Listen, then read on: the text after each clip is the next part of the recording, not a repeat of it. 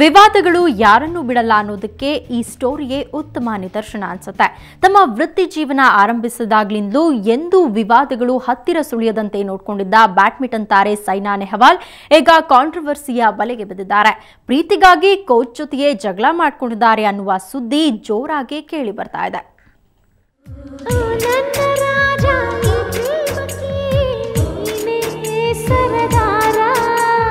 ನಮ್ಮಿಂದಲೇ ಈ ಪ್ರೇಮ ಪಾಠ ಶುರು ಬೇಗ ಬಾಮ್ಮ, ಈ ಪ್ರೇಮಕ್ಕೆ ಎಂದು ಕೊನೆಯಿಲ್ಲಮ್ಮ.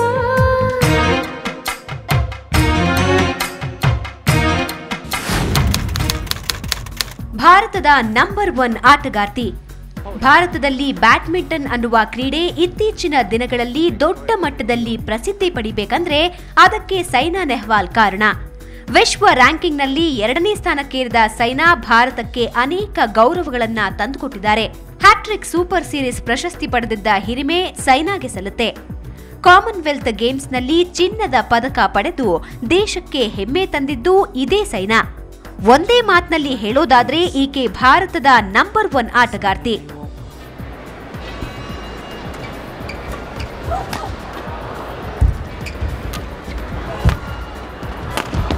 Missed it, and that is it, and the clenched fists from Saina Nehwal, and she's through to her 4th final.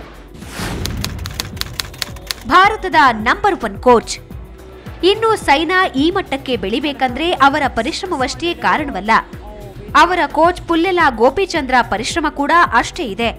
ಒಬ್ಬ ಅತ್ಯಂತ ಯಶಸ್ವಿ ಆಟಗಾರನಾಗಿದ್ದ ಗೋಪಿಚಂದ್ ಅಷ್ಟೇ ಯಶಸ್ವಿ ಕೋಚ್ ಸಹ ಆಗಿದ್ದಾರೆ.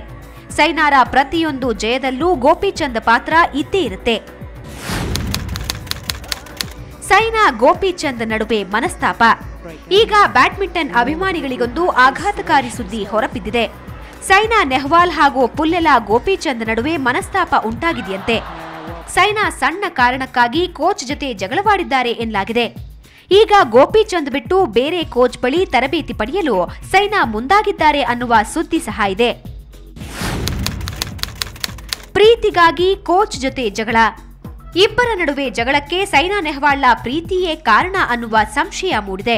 ಕೆಲ ಮೂಲಗಳ ಪ್ರಕಾರ ಸೈನಾ ಭಾರತದ ಮತ್ತೊಬ್ಬ ಉದಯೋನ್ಮುಖ ಬ್ಯಾಡ್ಮಿಂಟನ್ ಆಟಗಾರ ಪಿ ಕಶ್ಯಪ್ ಜೊತೆ ಪ್ರೀತಿಯಲ್ಲಿ ಬಿದ್ದಿದ್ದಾರೆ. ಇಬ್ಬರೂ ಜೊತೆಯಲ್ಲಿ ಓಡಾಡ್ಕೊಂಡಿದ್ದಾರೆ. ಇದು ಕೋಚ್ ಗೋಪಿಚಂದ್ಗೆ ಇಷ್ಟವಾಗ್ತಿಲ್ಲ. ಆಟದ ಬಗ್ಗೆ ಸೈನಾ ಗಮನ ಕಳೆದುಕೊಳ್ತಿದ್ದಾರೆ ಅನ್ನುವ ಸುಳಿವು ಸಿಕ್ಕಿದ ಕೂಡಲೇ ಅವರಿಗೆ ಬುದ್ಧಿ ಮಾತು ಹೇಳಿದ್ದಾರೆ. ಸೈನಾ ಮಾತು ಕೇಳದಿದ್ದಾಗ ಬೈದು ಹೇಳಿದ್ದಾರೆ.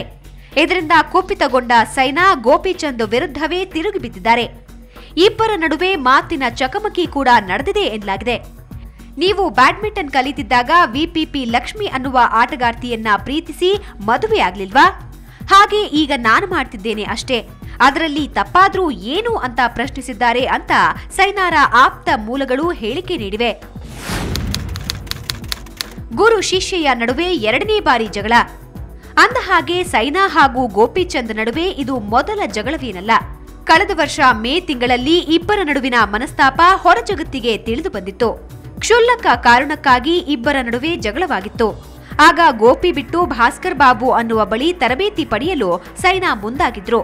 ಕಶ್ಯಪ್ ಕೂಡ ಸೈನಾ ಜೊತೆಯಲ್ಲೇ ತೆರಳಲು ನಿರ್ಧರಿಸಿದ್ರು. ಆದ್ರೆ ಹೇಗೋ ಆ ಜಗಳ ತಣ್ಣಗಾಗಿತ್ತು.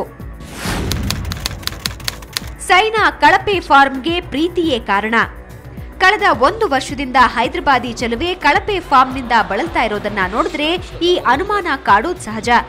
2011ರಲ್ಲಿ 1 ಪ್ರಶಸ್ತಿ ಗೆಲ್ಲದ ಸೈನಾ ಅಭಿಮಾನಿಗಳಲ್ಲಿ ನಿರಾಸೆ ಮೂಡಿಸಿದ್ರು.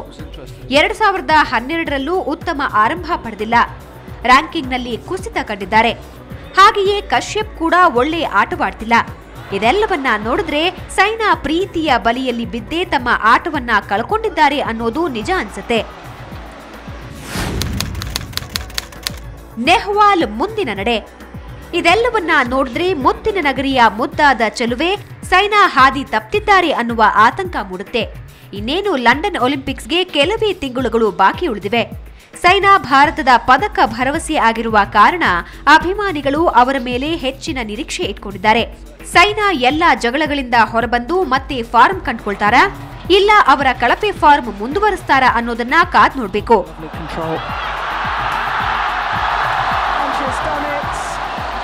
come from behind.